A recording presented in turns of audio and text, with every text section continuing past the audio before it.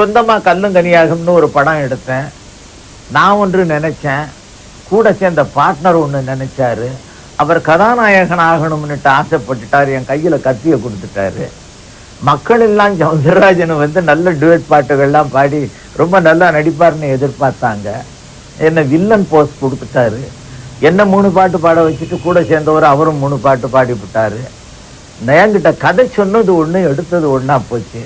அதுக்குத்தான் அப்ப இருந்து என்னுடைய ஆழ்ந்த அனுபவம் எனக்கு மட்டுமில்ல எல்லாருக்கும் சொல்லுவேன். கூட்டு தயாரிப்புல போகாதீங்க. நீங்களே கஷ்டப்பட்டு ஒரு தொழிலை செய்யுங்க. அதுல நஷ்டம் வந்தாலும் என்னுடைய மதியனத்தினால நஷ்டம் வந்தது, ஐ டோன்ட் கேர் அப்படின்னு நினைக்கலாம்.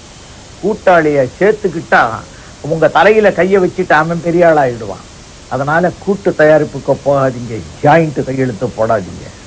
சாக போகணும்னாலும் தனியா போய் சாவுங்க. கூட இன்னொரு ஆளை கொண்டு போகாதீங்க. சாக முடியாது.